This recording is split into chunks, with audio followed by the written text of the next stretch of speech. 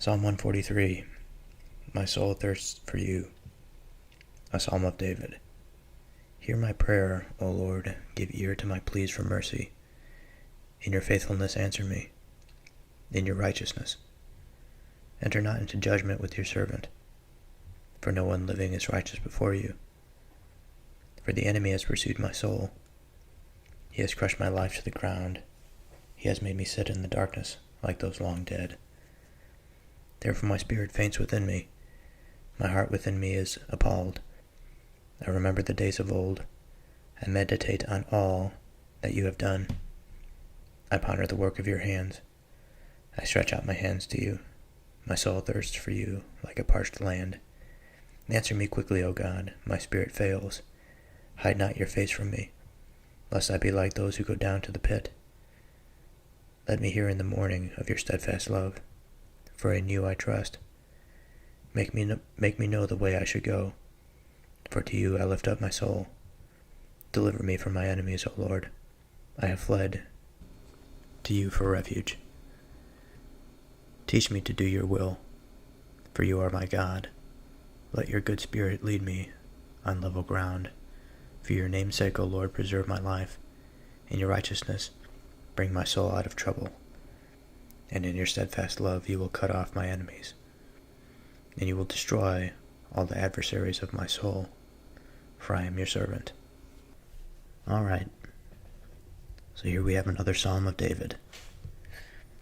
And as usual, there's some wisdom, there's some frustrations that I have with David, but he is just sort of this type of character.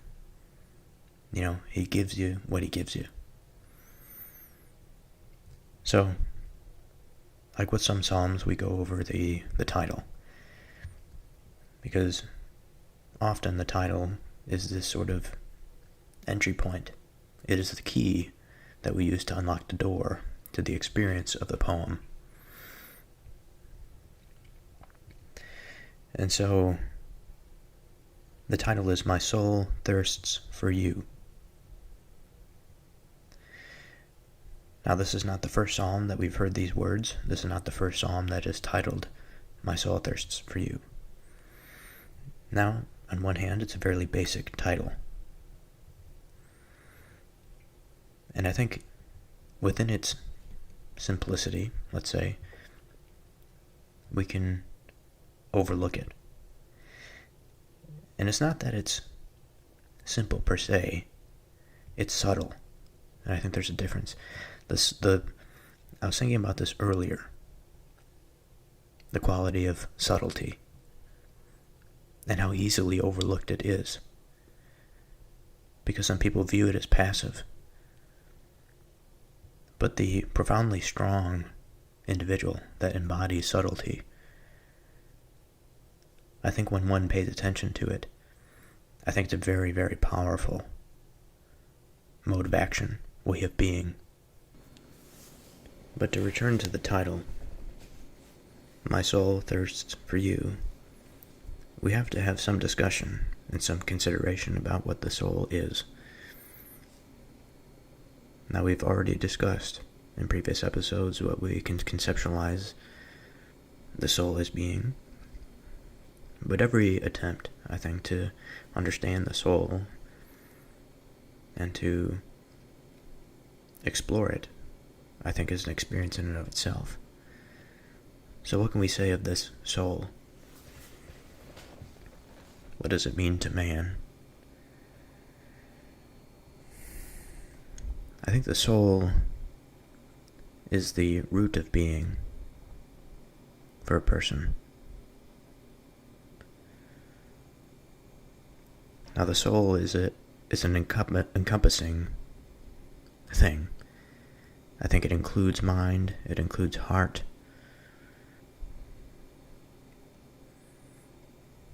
It is much like the body in the sense that it holds everything about us.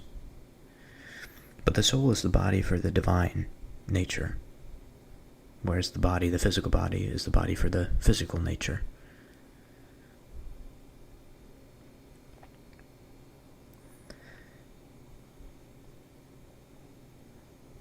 Now, I say these things not because I know this to be right, but I say it because it seems to make sense that we can conceptualize of the soul in this way. And if the soul is the body that holds the divine, that roots it to the divine, that is the seat of being, if this thing is to thirst for God, then it is to thirst, it is to feel for, it is to have the instinct for a higher sense of what the soul can be. Because God, the soul of God, let's say, is the highest form of being. It's the highest seat of being. It's the highest form of conceptualization, of fulfillment, of love, of all of the virtues of man that are all gathered into this singular thing that we call God. And so it's a very personal statement to say that one's soul, if it is truly meant in a meaningful manner, so longs for something. It longs for something to such a degree as one can long for a drink of water that is fundamental to the survival of the physical body. It's sort of an interesting example there to use the soul and thirst almost as two examples that live in two different realities. But of course it's not two different realities. It's just two different aspects of our reality. And it's interesting to combine them. But the Psalms do this frequently. And often we see examples of physical reality to use as a gateway into understanding the divine reality. It's a very useful way of doing it. And often we know this is the case because it's not the understanding of the physical world that we use to make sense of these illustrations or metaphors. It is the understanding of the soul and the divine nature that allows us to use the examples of our physical reality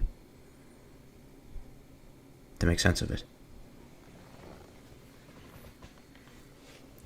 Hear my prayer, O Lord. Give ear to my pleas for mercy. In your faithfulness answer me. In your righteousness. Enter not into judgment with your servant, for no one living is righteous before you. And this is in part where some of my frustration comes in with David. He often sneaks these things in here. Now, like with many psalms, there's the appeal to God, this plea for mercy, forgiveness. Now he's asking for mercy. No one asks for mercy potentially because of something that they've done, a wrong that they've committed. Now I think the interesting thing about an individual such as David, I think it's fairly unlikely that he committed a base or basic sin. In David's case, rather, I think it is through his character and through his continual strivings, I think as a result of these strivings and the result of his continual growth and continual faith, he's always discovering things about himself that need to be changed. They need to be changed in order to satisfy this thirst of the soul, because he learns more things about the divine nature. And as he learns more, he has to sacrifice more. It's a sort of an unfortunate reality, but in the end, and although in the beginning very painful to sacrifice things that at once gave us great comfort, but in the long run it's necessary for this absolute fulfillment Now these next statements, in your faithfulness answer me in your righteousness. I'm not sure that this needs to be said. From my understanding, my intuition, it would just seem to be the case that if God is going to answer, if God is going to give ear to David's pleas for mercy, it will be within God's faithfulness and God's righteousness, because what other way is there for God to be? And I suppose one can say that God can enter into one's heart in a strange manner, in a manner that is sort of secondary. And when I mean secondary, I mean that the individual may have committed a sin or was perverted by a lower being. And there's a sudden burst of insight that floods in. But it's almost as if it is not the direct action of God, not even necessarily the will of man. Perhaps will is a part of it. But it's almost as if it follows sort of a law of nature. I think of a pressure difference between two objects, two enclosed surfaces, where the pressure of the high flows to the pressure of the low.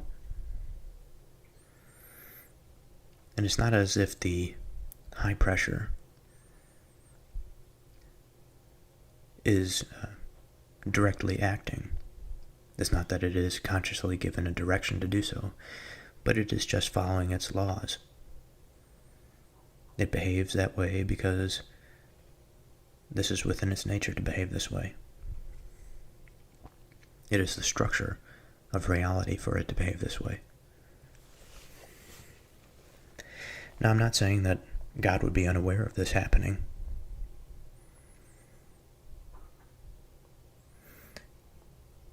And perhaps, in certain cases, maybe the conditions for this pressure differential or this turnover from high to low may be set up by the divine mind. But I also can imagine some cases in which this is just something that happens. The conditions are just right for it to happen. And then all of a sudden, this burst of insight comes. Now, of course, insight, I think, is something that is the possibility of insight is something much broader. It can happen seemingly at an infinite number of different possible, it can happen under many different possible circumstances.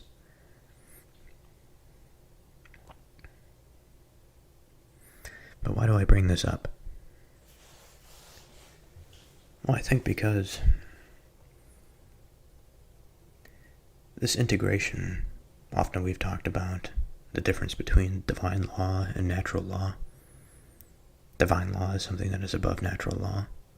Natural law is something that is set into motion by a higher form of being.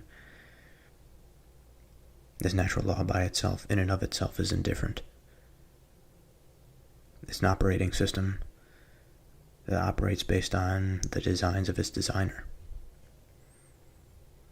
And then there's the divine law, or the directed law, the law of what ought to be, the right way to be, that applies to elevated creatures.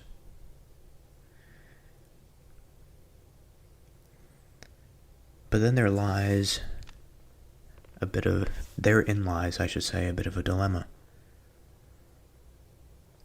Because we can't just say that our reality exists in two pieces.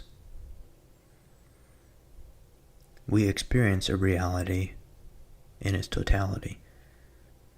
To experience a reality that is disharmonious that lacks unity, I think is to suggest something that is not only imperfect, but incomplete. And so where within this space do we find the unity between natural law and the divine law, or the divine influence? Certainly we, as human beings, we cannot observe the divine hand within natural law, because we use the framework of this natural law, this natural reality, to understand it. And we don't think for a moment outside of ourselves, outside of the individualistic observer. We don't think of the possibility of another mind above ours, above the nature of reality itself, to see it. We are always operating within it. And so these scientific questions are limited. But it doesn't mean that because our science is limited, that our reality is limited. Now, exactly where this connection is, I'm uncertain. But I suppose part of the reason why I bring this up is that it has to do with my frustration with David. You know, I struggle with this problem of not understanding where this connection of my understanding of reality is with the divine.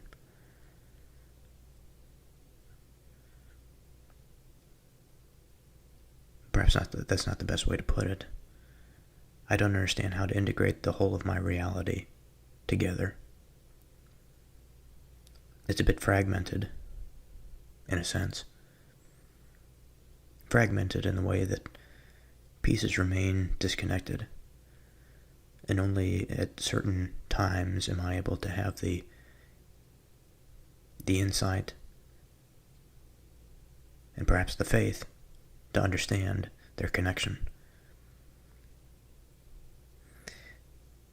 And when I bring this back to David and I hear the statement, I read the statement, "In your faithfulness answer me, in your righteousness."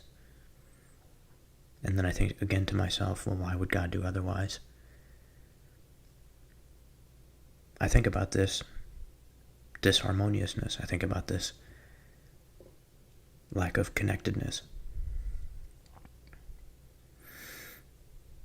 Now, I'm sure there's another meaning here. But the meaning, if there is a different one, if there's a true one that's more true to what David wishes to convey, that doesn't stop me from thinking in this manner. Enter not into judgment with your servant, for no one living is righteous before you. Again, another one of these statements. That sort of, it's like nails on a chalkboard almost to me. I am God's servant. The person that is speaking into this microphone is God's servant. I feel this judgment all of the time. I feel burdened by it. I feel crushed by it. And the last thing that I would feel that I would want to do is to say, enter not into judgment with your servant. Now, I do agree with the statement, for no one living is righteous before you. But just because no one living is righteous before God, doesn't mean that they should not be judged. I think they should be judged. But judgment in the divine sense includes love. You're judged because you need to be judged. You need to understand the difference between right and wrong. You need to understand that what is right, even though if it's painful in the moment, which is why one would wish not to be judged, is because this is better for the individual in the long run, to maintain the connectedness to God. Now, of course, there could be something that I'm not seeing here, but at face value, this is what it seems to me. For the enemy has pursued my soul, He has crushed my life to the ground. He has made me sit in darkness like those long dead. Therefore my spirit faints within me. My heart within me is appalled. Now this sort of makes sense to me. We see this experience here that is so heavy, that weighs so heavily upon David. This experience of the world that he finds himself in, the uniquely human world, the world that involves communication with other human beings. It is not this completely closed-off environment. It's not like a scientific experiment. It's messy. And I think in the context of this, in the context of his suffering, how could he handle the judgment of the divine? Now, this is one way of seeing it. But in the other way, just as we have discussed in the previous episode of Psalm 142, which is titled, You Are My Refuge, it's about David in the cave, essentially being judged and trying to find the answer. And so it's not the case that one should not be judged. But I also understand that it is deep within the self that wishes for mercy when things seem to be at their breaking point. And I'm torn between this. Do we bend all the way until breaking? Do we accept our judgment all the way down? Or do we ask for mercy so that we may come out of this state of bending, so that we can have some rest, so that we can re-enter it again, perhaps able to handle more of this bending, to understand more, to be stronger, to be more resolute. And it is indeed the case that no one living is righteous before God.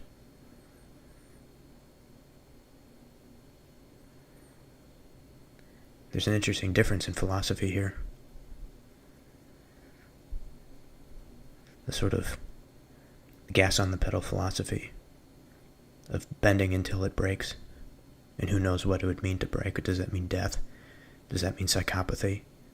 The loss of the mind into the abyss, into the pit, into Sheol? And what does it mean for mercy? Does it throw us into a state of weakness, a state of atrophy? Or in the proper context, does it actually preserve us and allows us to recover and to grow stronger from it? But only if we are challenged again after we recover. I think there's truth in both of these. But again, therein lies the question, where is the unity between this reality? It's a difficult circle to complete, it seems.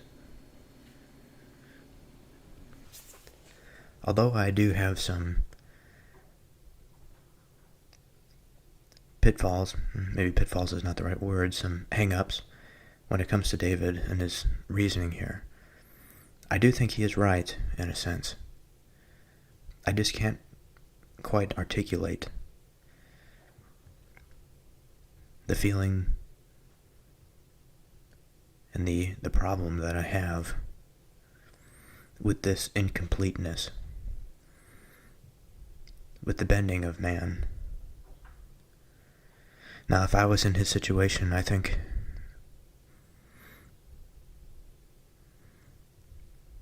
it's interesting. I'm not sure exactly what I would do.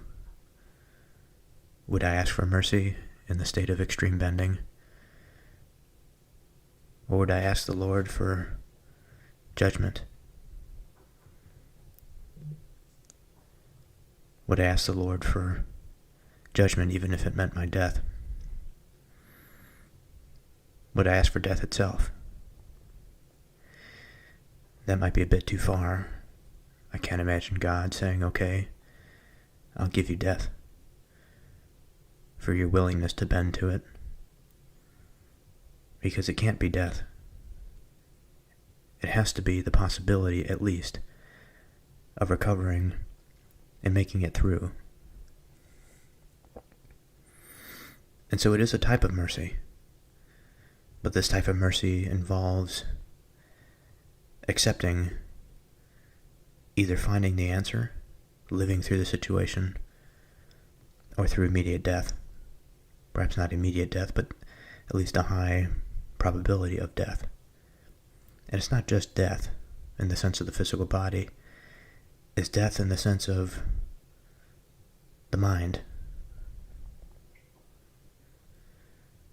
Again, I bring up psychopathy. Well, not psychopathy, but a disorder of the mind. It would be a psychopathy.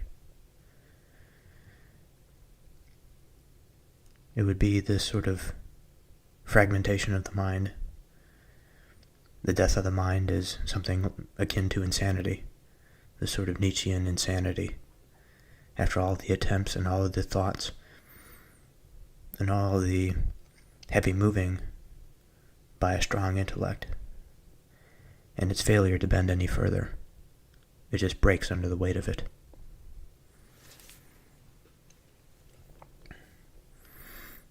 Now, in this case, what can we say of mercy? What can we say of God's intervention here? Did God break him? Or did Nietzsche willingly break himself? Now, I happen to believe it's the latter. But if Nietzsche did succeed and break on through to the other side, into a higher state of consciousness, into a more refined state of being, where he found his faith, would that not be mercy? But it's not so often. Perhaps this is a false statement, but I'll continue with it. Perhaps it's not so often that we find an enemy of our own pursuing our soul, like in the case of David. I can imagine a person pursuing my soul, somebody that is intensely interested in me, but remains an enemy to me. Perhaps they are sociopathic, psychopathic. And what they want from me is nothing other than the perversion of my soul, than to uproot my state of being into something more inferior, something less than.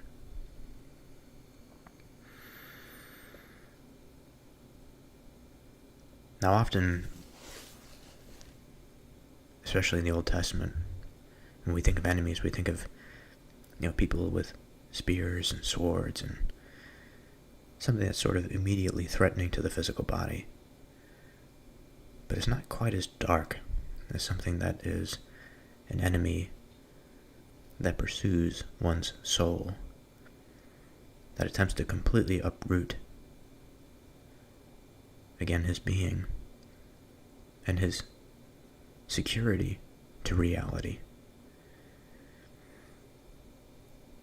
Now, thinking in this way, I return to the analogy to Nietzsche and his loss of mind.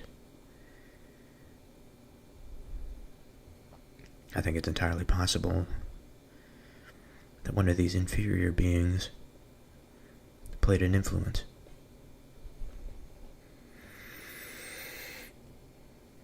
That is to say, the influence of this being tipped the scale to the point for which there is no return, to the state of psychopathy, to the state of degeneration, multiplicity, confusion, disorientation.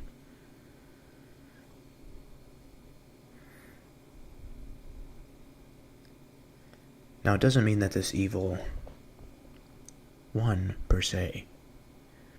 I think the choice ultimately rested within Nietzsche's grasp, within his will. And he moved so far in the direction of the tormentor. And he stayed there willingly so long that the tormentor eventually broke him. Whereas if he moved towards mercy,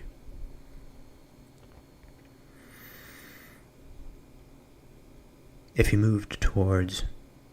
found something, even under extreme bending, that preserved him from breaking,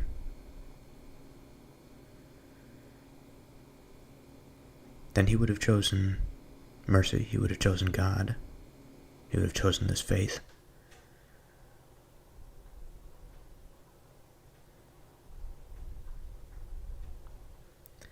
And so perhaps I don't all that much disagree with David, in the sense that there must be a way to find this mercy to prevent from breaking. The bending can still occur, because it's not as though his appeal is for mercy and his asking for God's faithfulness and righteousness in his answer is the thing that is going to alleviate the bending. But rather it's going to stop the bending from reaching a point to that of breaking. The bending will still be extremely intense. The enemy will still pursue his soul. The enemy will still crush his life to the ground. They will make him sit in darkness like those long dead. And they will continue to dampen his spirit, to make his spirit faint within him, and to horrify his heart. And so I think this is the state of true mercy. And perhaps I was wrong to disagree with David.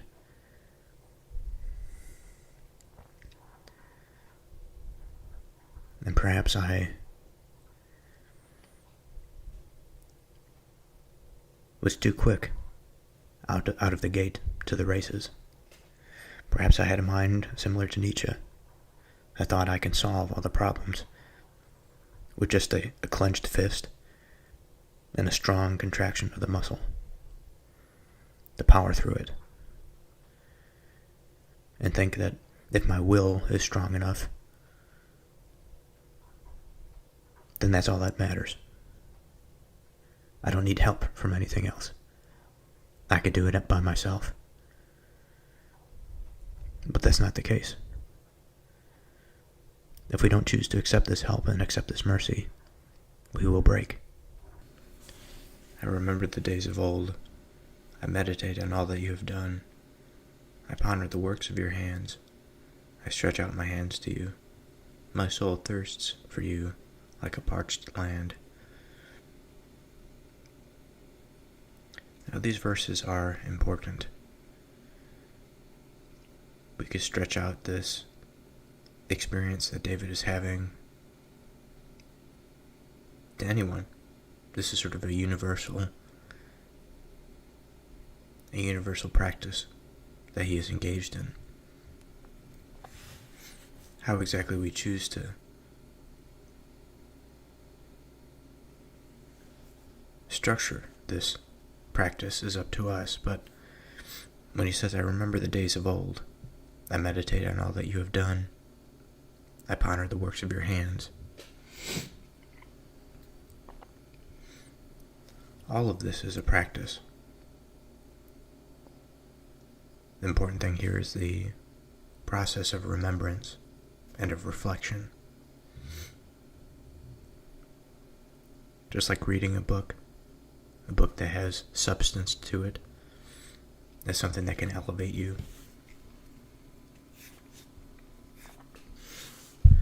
This is why we reflect. We reflect on God. We reflect on the ways of the divine, the ways that the divine can intervene in our reality, the ways that it could make itself seen and known to us. All of these things are extremely fundamental. It's about identifying patterns. It's about seeing the truth.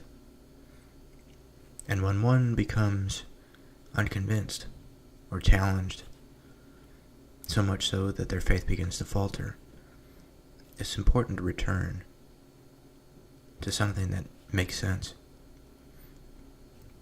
Return to something that means something. To chain ourselves, perhaps chain is not the right answer, but to fix ourselves to a pillar of stability within the chaos of everything that surrounds us, the chaos of the unknown, let's say.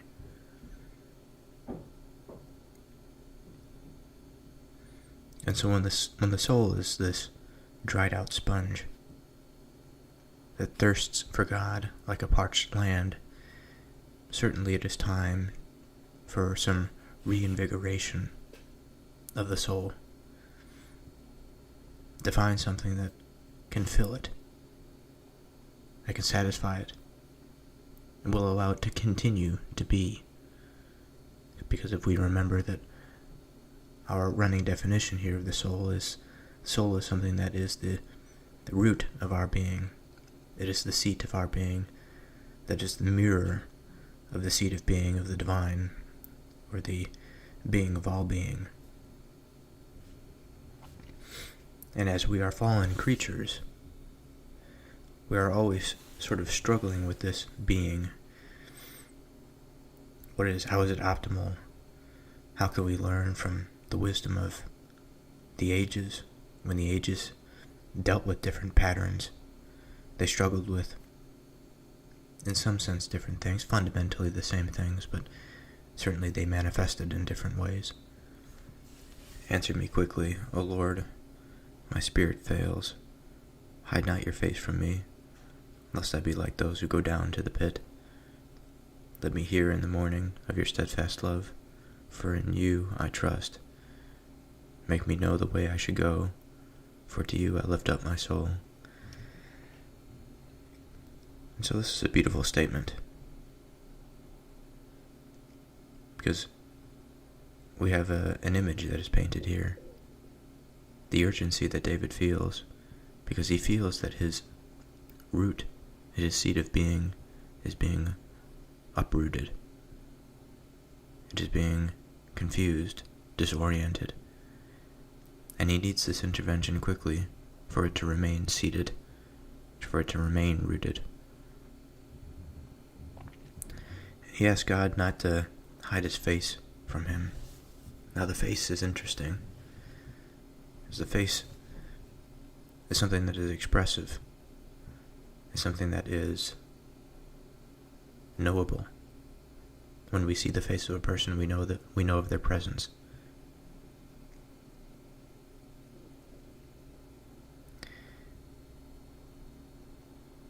And so again, it's this similar idea.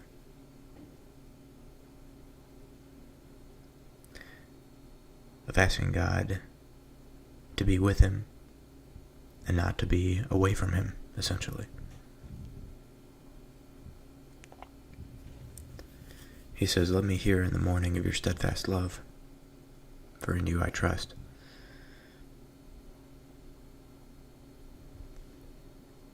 Let me hear in the morning of your steadfast love. Now the use of the morning here is interesting.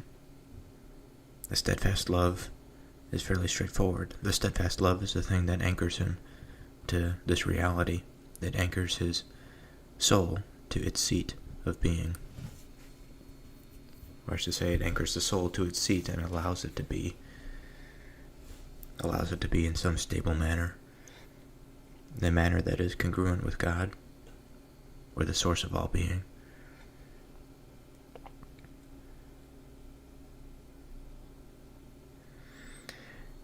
Now, why would he say, let me hear in the morning? I think there are a few different levels that we can view this at.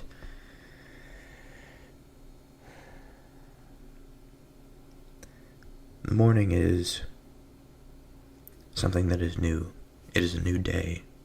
A new day brings light. So we have light on a new day. Now this could refer to something that is transformational in nature.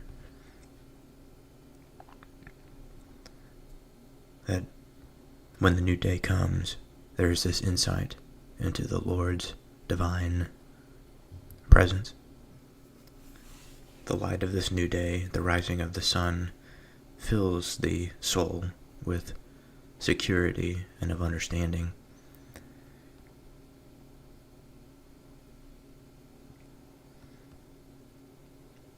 And he says, "For I trust in you."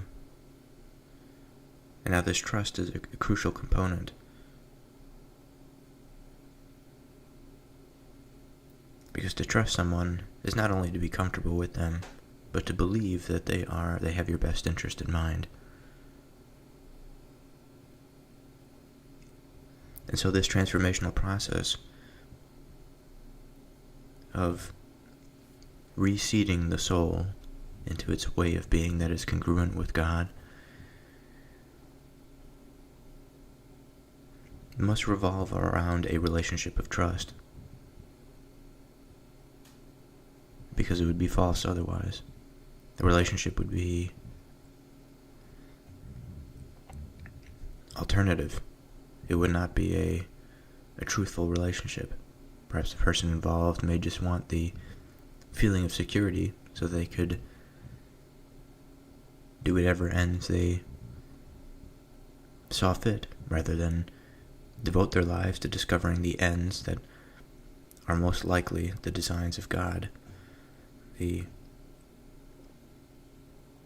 mirror, the reflection that humanity should attempt to reflect onto this world. The mirror of God's image. Lest I be like those who go down to the pit.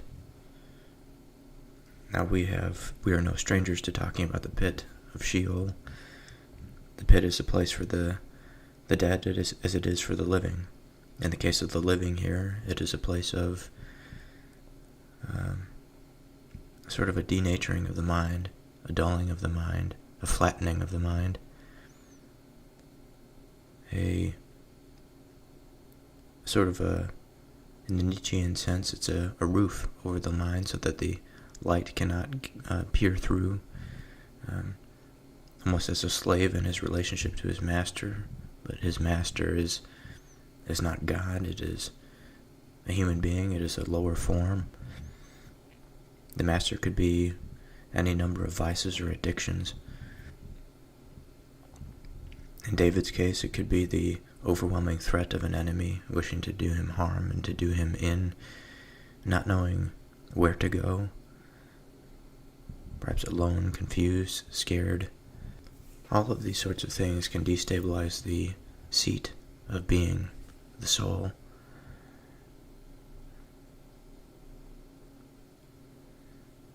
And so he's continually asking to be close to this pillar of light so that he can remain in a state of vision and of seeing, and in a way of being that allows him to feel most connected.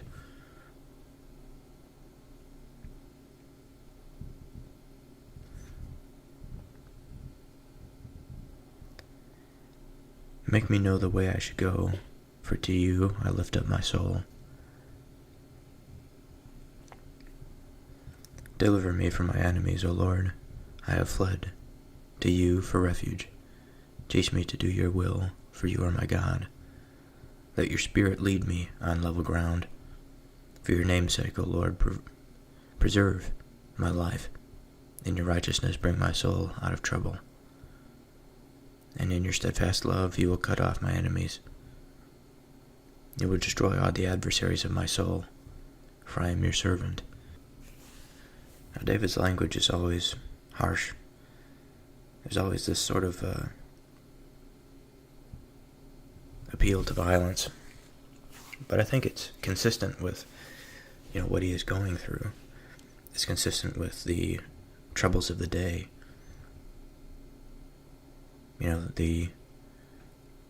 What they were dealing with then was a lot of internal conflict, internal within the heart of Israel. And with a society such as that, I think the internal conflict within the heart of the nation must have been echoed by some internal conflict within the heart of the individual.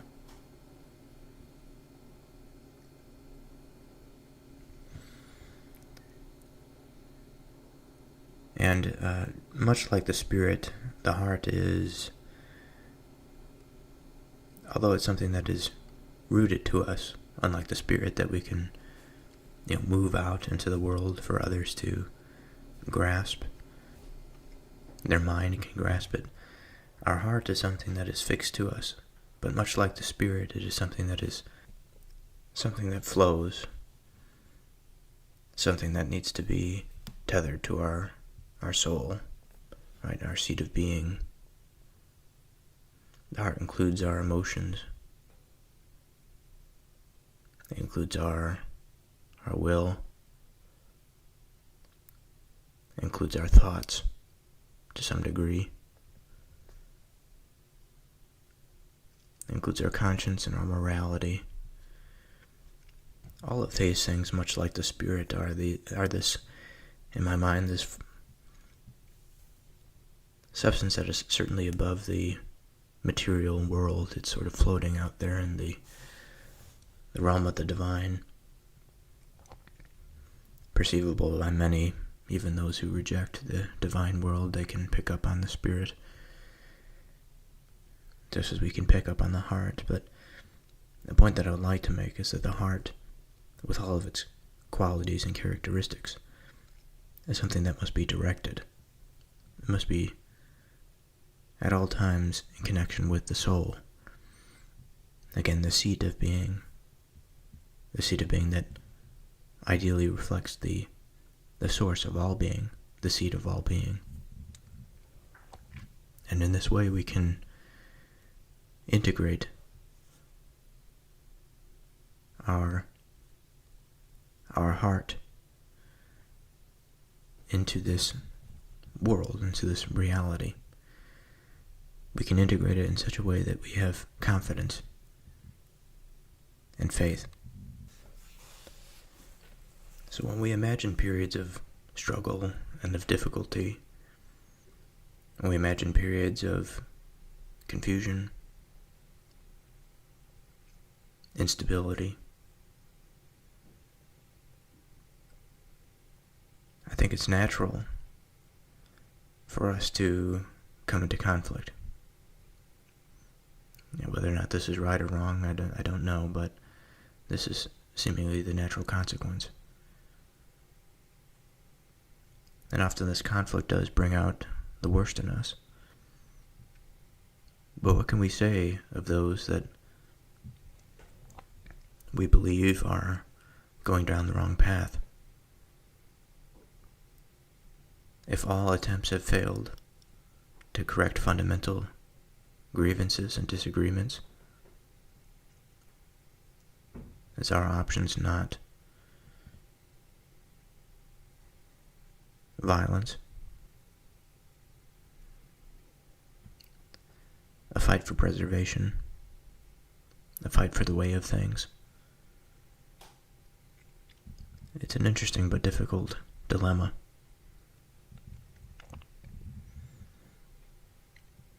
Often you hear David speak of his enemies being cut off.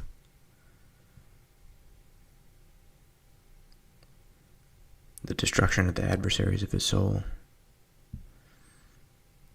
And he's asking God for the cessation of the line of these people, that they and their children do not inhabit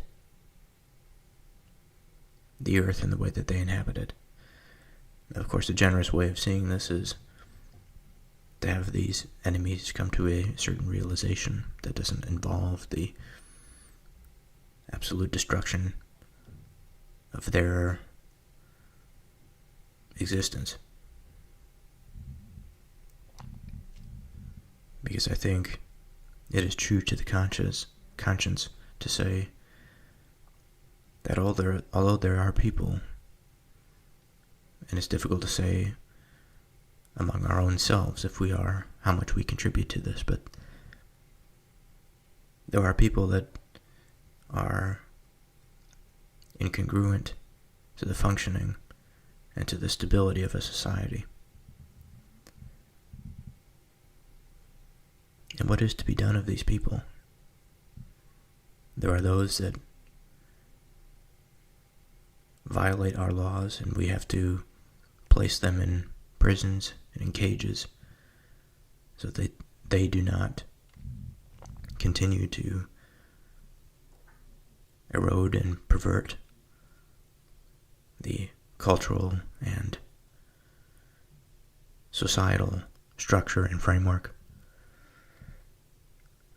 But there are certain laws, we've talked about this many times, the sort of difference between this natural law, the thing that's empirical and emergent, that we can observe how humanity interacts with nature, how we interact with one another. Useful information. But posing these as scientific questions, we miss the uniqueness of the human mind. We miss the realm that the human mind operates within. Because it exists in the context that is something that is a mirror, or something that is greater, for a greater form of mind. And so we're sort of always in this dynamic tension between control of what it can see and lack of control for what it cannot see. And the permissibility, openness of the mind to understand that there is much more out there. And now this is not a blind faith. I think reason and being have a unique relationship. Being is something of a certainty. Being is, many times these days we'll call being subjective. But we have produced a tradition that operated under the framework of understanding that being has an objective seat in our reality. Now, what it means to the human being such a fallen creature, it has been difficult to articulate. But certainly it seems as though this disagreement between our reason and being often gets us into trouble. Because the more we use our reason, the more we see in a particular way, the more we ask questions of our natural world, the more we learn, but the more we lose our humility. Because once we have read a few books about a certain topic, we feel that we are experts. Once we have explored a certain area, we believe that we are experts about the whole of navigation. Now, it is not just the remainder that I think causes us to be faithful.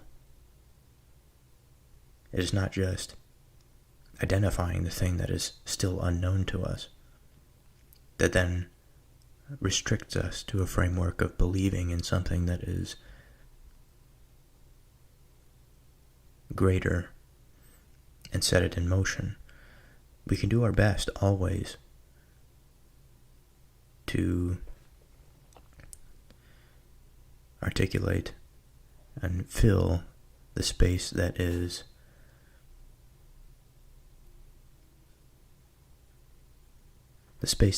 unknown to us with information and understanding. But at all times, we have to understand that no matter how full we feel that we have filled this knowledge space, there are potential dangers. The remainder is a potential danger. Because just as it is a danger that can serve to limit our understanding in terms of the basic understanding of the remainder, right? Since the remainder exists, then we should have the humility enough to recognize that we don't know everything. We can also use it, just as we can use this totalitarian impulse can infect anything. The totalitarian impulse can infect this remainder as well. And it could be, well, since we have this remainder, since we are seemingly fallen creatures, we can never really determine the totality of everything, even in our particular subjects. We are always finding remainders and new problems to discover. So just because of this remainder, we have to control everything. We have to design an institution that can control everything. Because it is too dangerous to let this remainder be left to the human being. It's too dangerous for them to discover or to find themselves in a state of stagnation in which we have produced a sense of belief in that this remainder is not really a remainder anymore, that we can actually understand the totality of everything, including God's design. The totalitarian impulse can find its home there as well. But again, it's a nuanced perspective. This remainder, this idea of this remainder, the thing that always seems to escape our understanding.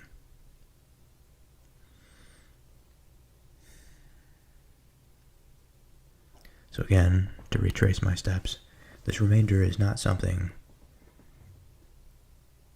that we need to be fearful of. It is not something that it should be used to cover our heads and keep us in ignorance. This remainder is not something that should produce existential conflict. The remainder is something that we understand to exist because there is more to be known.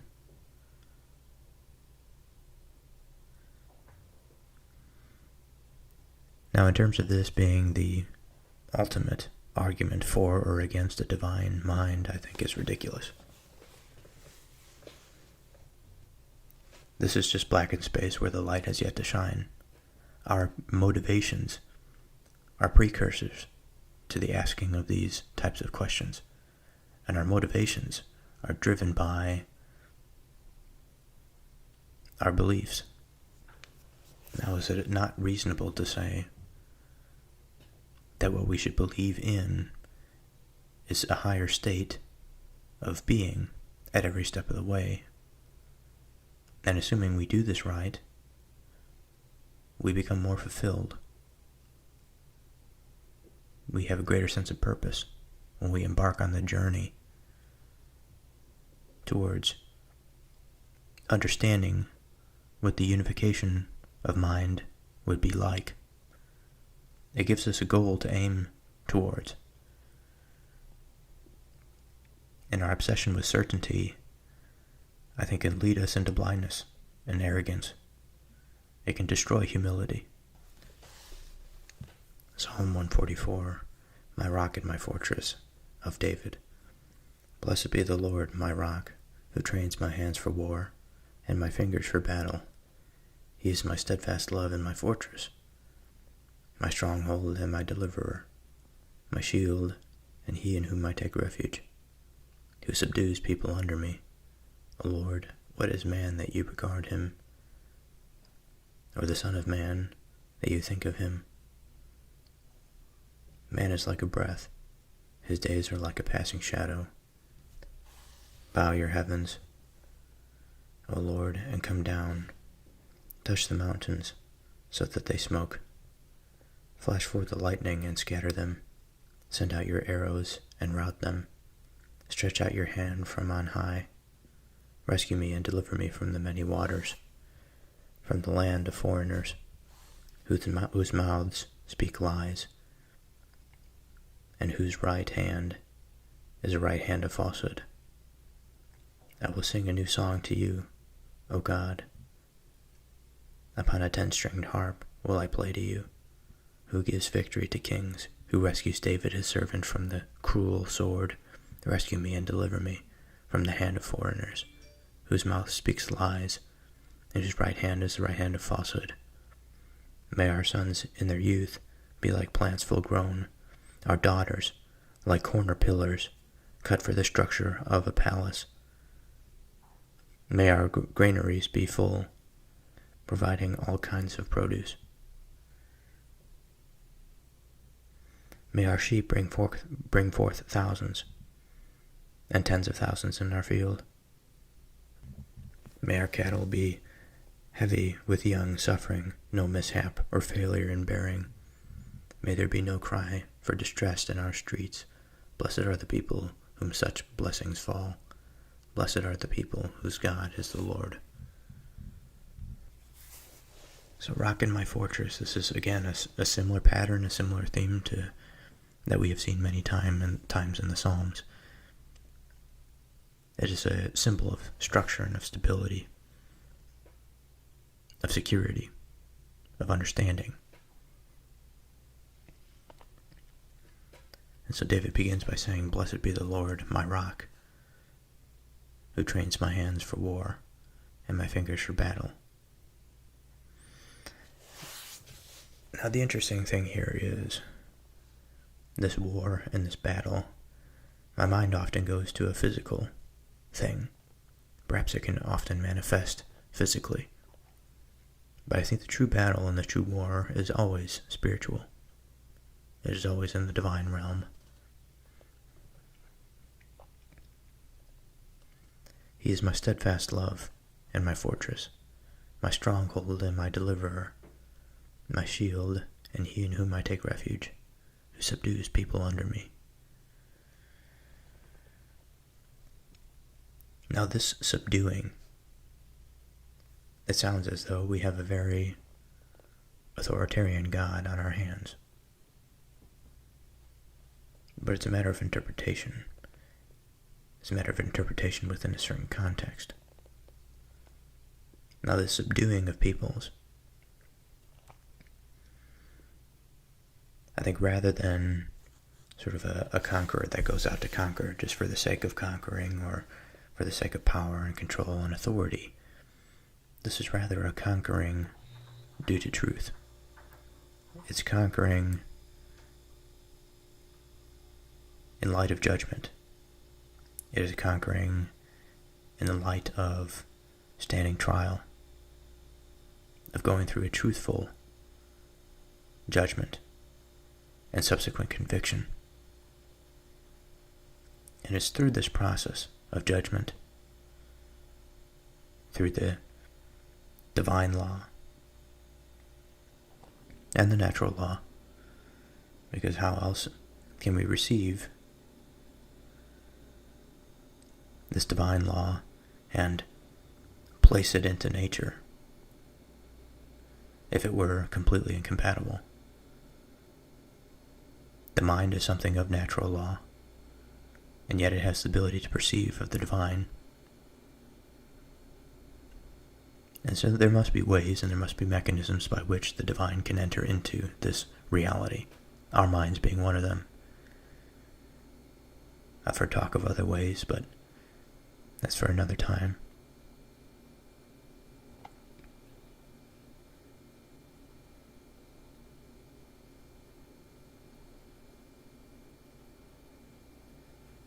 My shield, and he in whom I take refuge, who subdues people under me. So we have a sense of security, something that blocks harm, in the form of the shield. We have a person that we can take refuge in, that we can feel this safety, that we know that we are safe from the violence of the world and of reality. And again, the subduing, which we've discussed.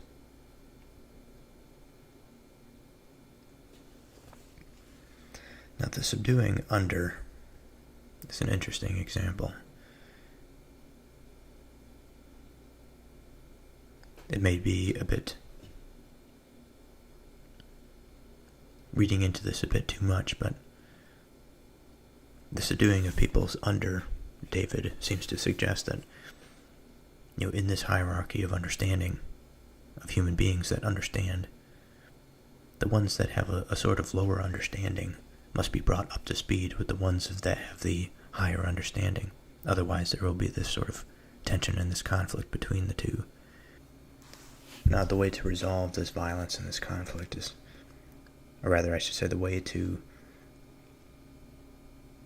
resolve this friction that can potentially lead to violence, I think, is to have certain institutions in place that allow for transformational experiences to happen. Now, the church, I think, is something that is too broad of an institution. It's supposed to hold the entirety of a religion, let's say. But there's too much there, I think, to be encapsulated in one building, to be encapsulated one day of the week for one sermon. It's good if we participate in these practices, but these practices are very watered down, it would seem, in the modern day, at least in the modern day type of participation. Not everywhere, but by and large, I think this is the case. Now, true transformational experience is something that is difficult. It's difficult for the light to shine in when one has closed off their minds to seeing any more light in general. Perhaps they've seen some form of light and they say, okay, this is enough for me to see, enough for me to go about living my life, and I don't need any more. Whatever that looks like, sort of philosophically or metaphysically, I don't know. But there should always be this drive of the human heart and of the human mind to achieve more, to see more of God, to feel more of God.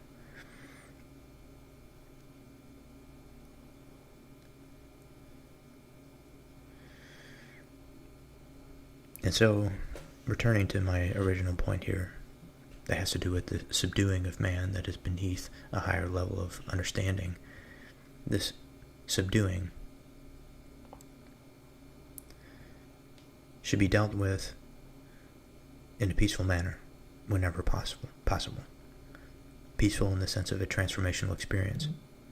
Peaceful in the sense that it not only challenges the one below, but also the one higher, because it has to challenge the through line, the connectivity between two conscious beings.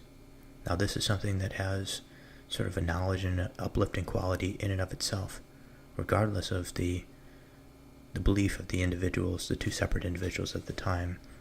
There's inherently a unifying experience to be had there. And regardless of the elevated nature of one individual relative to another, they can both engage in this experience together. And I think in such a way, they can both benefit from it. They can both learn from it.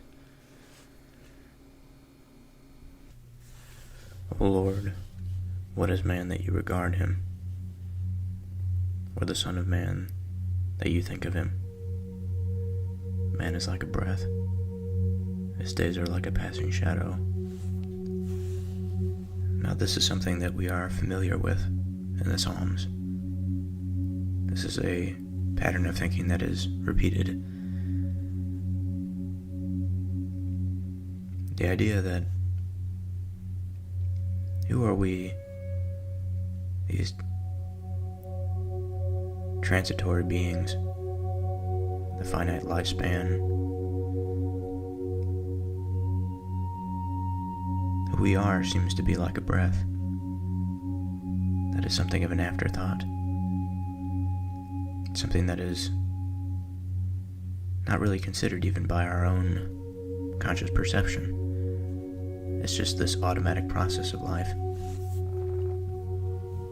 His days are like a passing shadow.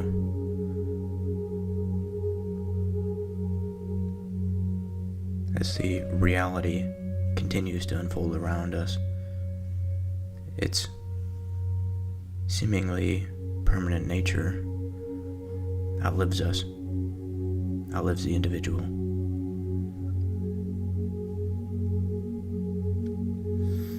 And so David is asking God, who are we that you should recognize us? And I think this is an extremely important question. What is it about us that gives us the right? Maybe that's not the best way to put it. What is it about us that gives us the concern for our origin, for our coming to be? Bow your heavens, O Lord, and come down. Touch the mountains, so that they smoke. And so at this point, I think we are familiar. If we see a natural description, we should not interpret it under a naturalist frame. We use what is natural, or I should say the author of the Psalms uses what is natural because it is of common experience to us, to explain higher and more refined things. And so with that, let's break down what this means. Bow your heavens, O Lord, and come down. And so we have this visual representation of a vertical space. Bow your heavens and come down. And so we see the heavens, we see God, that is a place elevated relative to where we stand. It is higher in this vertical space. It is higher on this y-axis.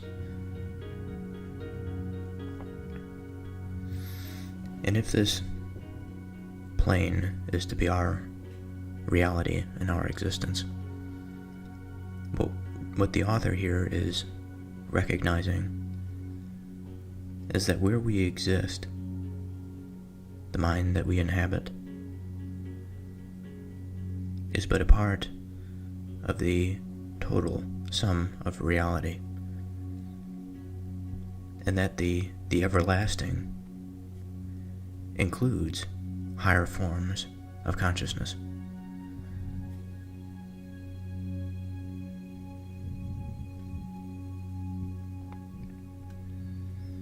Touch the mountains so that they smoke. Now, what might that mean? So this is immediately after David's request that God in the heavens come down to us. Now he says, touch the mountains. The mountain is, on one hand, a symbol of the earth, a symbol of something that is void of meaning on its face, in the absence of mind. What is the mountain? The mountain certainly exists in the absence of mind. We can follow our scientific reasoning and observation to understand this, that many mountains have existed well before man came onto the scene.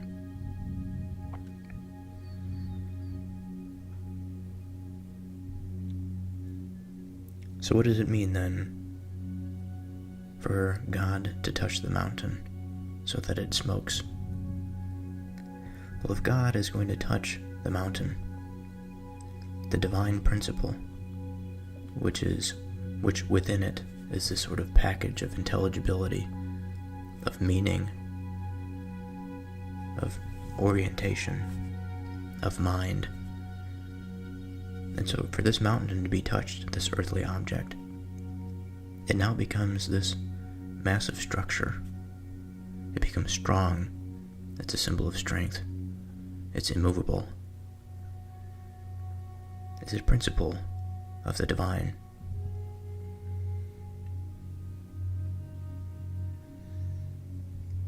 It's majestic. It's inspiring. It reaches towards the heavens.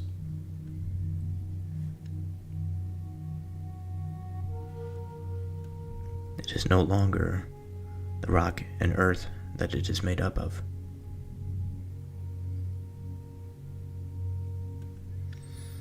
And what does it mean for them to smoke?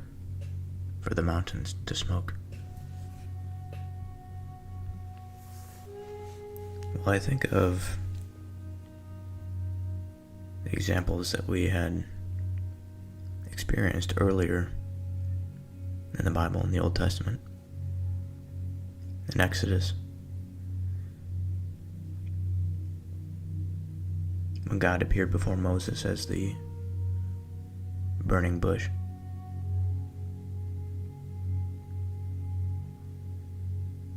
And when the Israelites were in the wilderness, they were led by a pillar of smoke, or a cloud, by day and fire by night.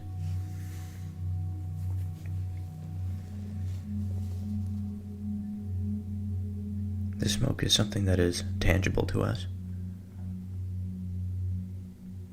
The mountain has been given meaning by its touch.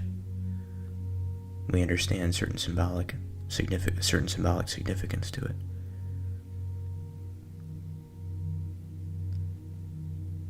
But I think for it to smoke is to give it life. It's to give it direction.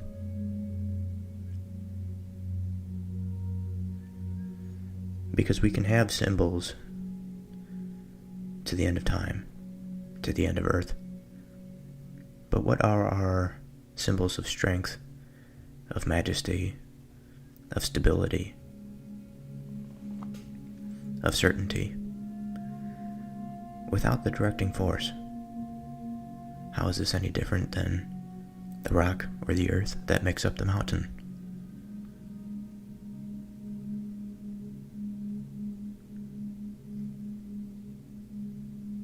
What is our earth,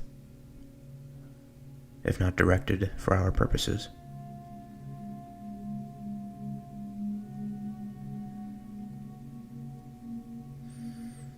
And so in this way, like in many examples of the Psalms, I think we have the meaning that flows in, the symbolic structure that allows us to appreciate the elevated principle. This is the coming down. This is the God's touch, the illumination of the mind in this way. And then the smoke on the mountain is God's presence. It's His direction. So we understand now these finer principles.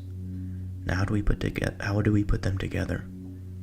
How do we unify them into a way that is sustainable for us, that benefits us, improves us?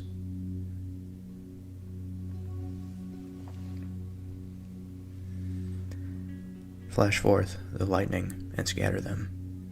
Send out your arrows and rout them.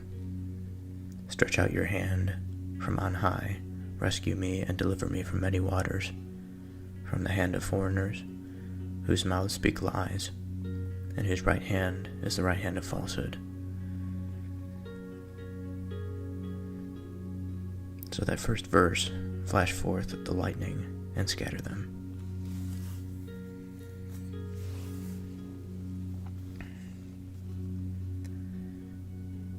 An interesting symbol.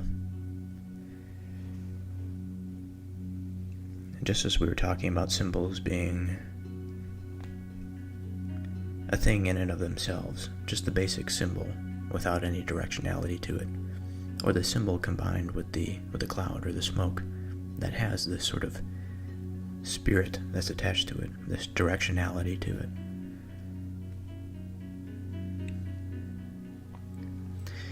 And to add to that, we often see this pattern in the Bible.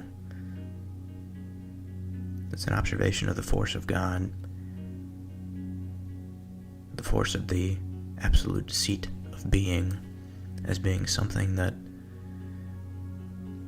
can be a disunifying source or a unifying one. And the reason that it would disunify or to fracture something into a state of multiplicity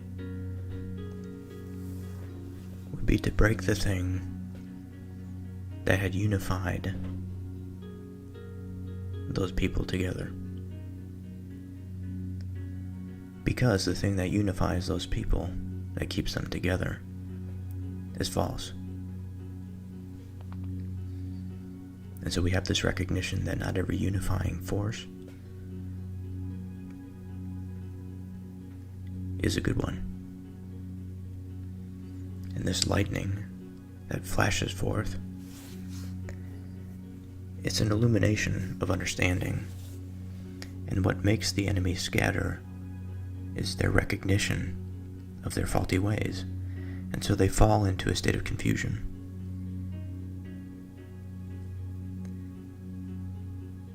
Now, where exactly the influence of the divine after this comes in, I don't really know. We see here much of David's striving, his frustration with his suffering. I think a lot of that comes through here. But in terms of the well-being of the enemies, which is another side of the coin, which we don't hear much from David, I'm sure there is an intervention down the line somewhere. Even though we live in sort of an unfortunate reality, we have to suspect that at least for some, if they survive the disunity and that collapse, the abrupt flood of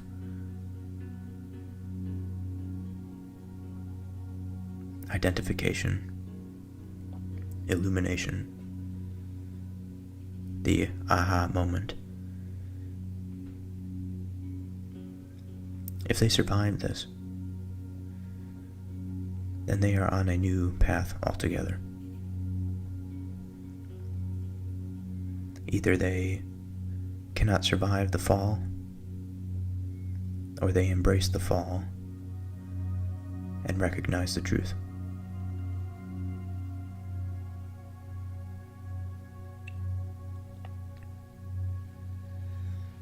In verse 7, stretch out your hand from on high, rescue me and deliver me from many waters. Another symbol that we see often in the Psalms and in the Bible, the symbol of water. Again, water can have different interpretations. Water is something that is something that can bring confusion. It can bring disorder. It can bring destruction. But also it could bring change and renewal.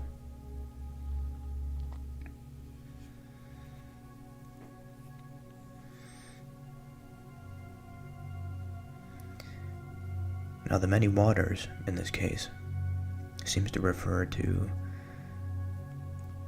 a particular type of challenge. In David's case, much of it must have been his enemies. But regardless of the case, regardless of the form that the waters take, it always threatens us. If it gets too high, if the force becomes too rapid, it could sweep us up, wash us away. It could drown us. Whatever example of this from our immediate experience you want to use, that's appropriate.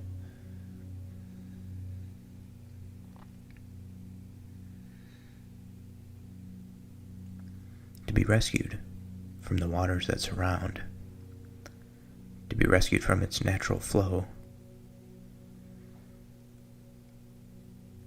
there has to be an understanding of what it means to be taken by it, first and foremost. It involves forethought, it involves planning. Now, the waters that are created by man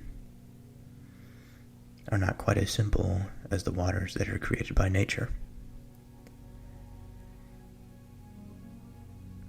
As we are dealing with mind, we are dealing with forces of deception, of temptation, of anything and everything.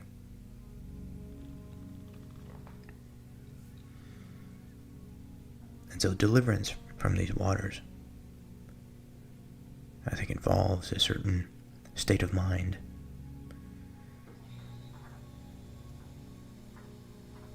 A state of mind that understands the pattern of the water.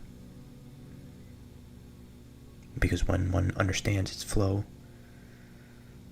they understand how deep it is. I think they can understand sort of how to navigate it.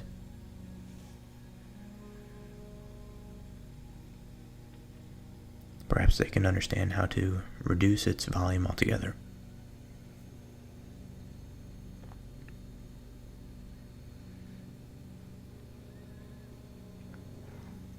And let's not forget that it continues, rescue me and deliver me from many waters, from the hand of foreigners. Now, foreigners bring a danger, a potential disruptive force. They bring new ideas. They could bring disease. They could bring false idols. Any number of things they can bring. You know, it's interesting to compare this idea to our modern day. And I think it's easier after the comparison to appreciate how closely knitted the Israelites were together to be so weary of foreigners. And it's not that they hated foreigners writ large. They took the necessary precautions, as one would if he were out in a state of nature, against possible predation.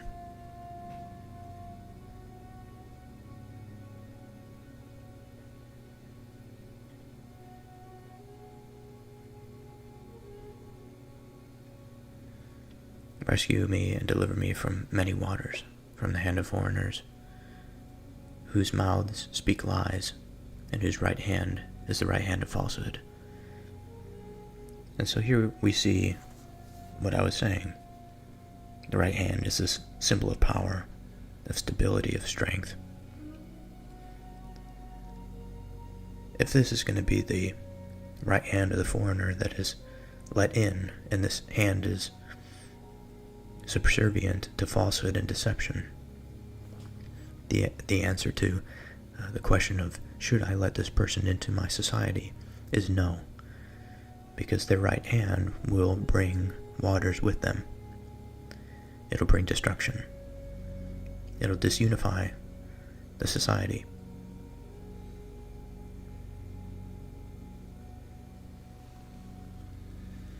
I will sing a new song to you, O God. Upon a 10-stringed harp I will play to you, who gives victory to kings, who rescues David his servant from the cruel sword. Rescue me and deliver me from the hand of foreigners, whose mouths speak lies, and whose right hand is a right hand of falsehood. So David is saying here that one of the ways that he is going to save himself, or rather I should say, open the mind in such a way that he is able to receive the divine direction, is through music, through song. And then we have to remember that song, in this sense, is a song of meaning. It's a poem. It's very rich. And by going through this practice of not only going through melody and instrumentation, but also memorizing the words and thinking about the poems and the songs, this is the way that the light will come in At the very least, it is this Socratic approach that one has to at least participate. They have to participate in the process of elevation. It can't just sort of be given to you. Otherwise it's not salient. It doesn't stick. There's nothing for it to bind to in the mind of man. And so that's why I think he mentions this practice. And then he immediately repeats, "Rescue me and deliver me from the hands of foreigners, whose mouths speak lies, and whose right hand is the right hand of falsehood." So that is to imply that this practice that he invokes is going to be the thing that he rivals this falsehood with. It's a cultural tool. It's sort of an immune cell within the body.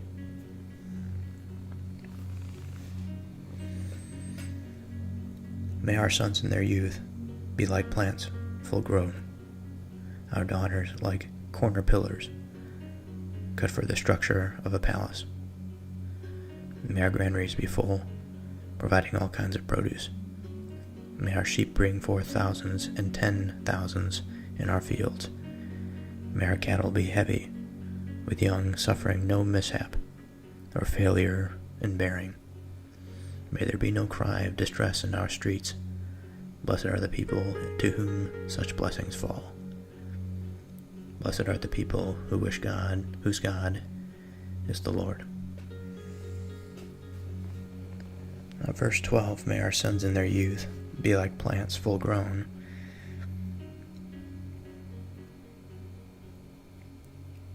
Seems to be a reference of strength and of maturity. For if we are to have sons in their youth be these full-grown plants, it means that from a young age they are sturdy, they are strong, they are resistant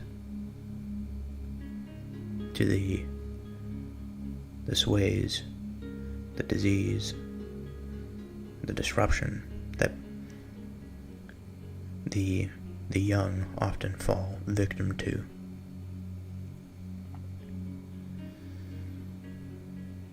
And in a like manner, the daughters of this society, like corner pillars, cut for the structure of a palace. So their role is to provide this, again, this structure. The palace is the thing that provides a home and provides a meeting place, a place of where people congregate together to eat their food. It has a significance to the overall structure and stability of a society. To have a strong palace is to have something that unifies people together. It implies a system of governance. It implies law. It implies a certain level of sophistication, that one can even build the structure itself. And so the women really are, in this society, the forces of meaning, as they operate to hold this whole thing up. They facilitate the customs and the traditions that go on within these buildings, within the city walls. Whether it be putting together meals, facilitating conversation, hospitality, care, love, all of the things that bind us together. It's a beautiful responsibility.